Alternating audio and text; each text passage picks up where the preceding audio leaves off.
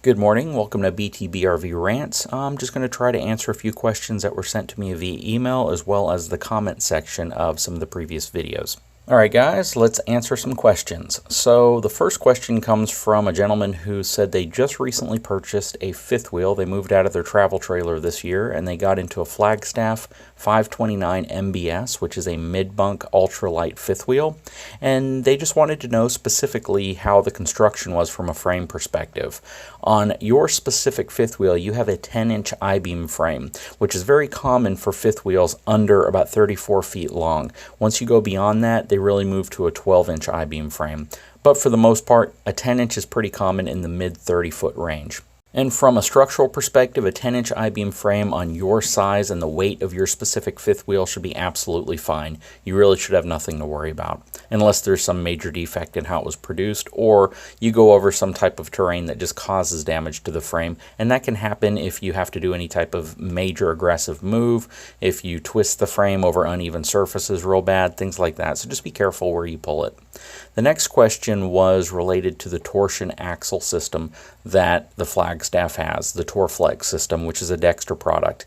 And it's a good system, and I've made a few videos on it. The only thing you have to be cautious of with that system is that you're towing your fifth wheel completely flat. You do not want to have any weight focused on the back or the front of your axle, simply because your axles aren't weight distributing the weight like a traditional leaf-sprung axle with an equalizer. So just try to make sure your fifth wheel is as level as possible whenever you're towing. And then the next comment he makes is a towing observation. He simply states that the Forest River site says the Flagstaff ultralight fifth wheel is half-ton towable, but he states that it actually pulls pretty hard on his GMC 2500 HD. I do appreciate the email, and I hope I answered your question. So the next question is from Samuel from the comments section of my second rant video, and he asks, do any manufacturer still make a 3/4 ton or 1 ton SUV?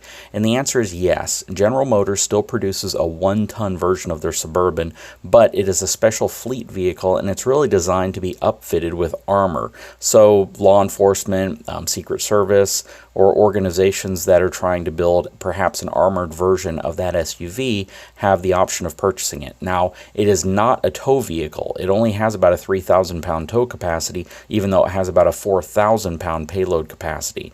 In terms of large SUVs that are capable of towing, you're not going to have a lot of them anymore. Really, your highest rated towing SUVs are going to be something like a Ford Expedition, Lincoln Navigator, Chevy Tahoe. A Suburban has a relatively low towing number of about 7,000 or 8,000 pounds max, and even the Armada has a reasonable tow number, but most of them are going to be well under 10,000 pounds.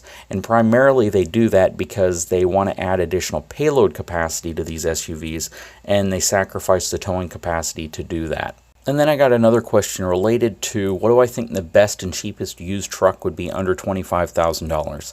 And that's a very difficult question to answer because you really didn't provide enough details on specifically what you're going to be doing with that truck. I could easily say get the smallest, cheapest truck you can get with the lowest miles and the best service records, but if you say you're going to be towing a fifth wheel or a travel trailer with it with unknown weight, it's really going to be the wrong application. So if you are asking what the cheapest price for a used truck should be under $25,000, it's really hard to answer that because you just didn't provide me enough details. And then I got a comment from Mike and Susan's Adventures, and they stated that they like how you can go to the Ram website and you can pull up any of the towing information from the VIN number. Now that number, what I found, is not necessarily accurate. So once you enter your VIN, you find that your payload capacity on the website is significantly higher than what the actual printed sticker is on the side of your vehicle, which is based on all the accessories and the trim package that you have. And sometimes it's off by a pretty considerable amount. I did it one time on a vehicle, and it was off by over 900 pounds.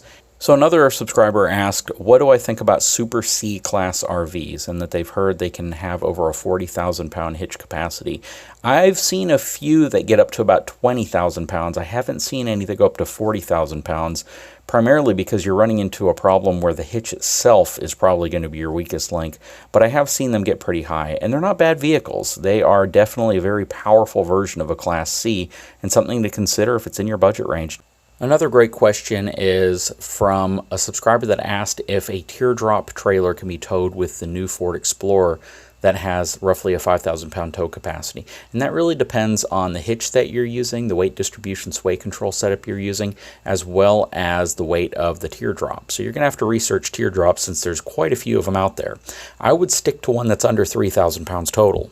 And then the final question is from a gentleman who asked if you can put the Saloon S637 tires on a aluminum wheel, and that's really going to depend on the weight rating of your aluminum wheel. Some wheels have a weight rating all the way up to about 4,080 pounds, some go up to 4,400 pounds. With the Saloon, you really want to try to get the highest capacity wheel you can, and that's probably going to be either in a 16 or 17.5 inch wheel. And remember, even though the Saloon S637 is a great tire for a trailer and it's usually a big upgrade over what comes on many of the trailers, it doesn't mean it's not guaranteed to ever fail or that you're never going to have a problem with it or that it may not even fail with relatively low miles. I've seen that happen with even the highest end Goodyear G114s or the Goodyear G614s.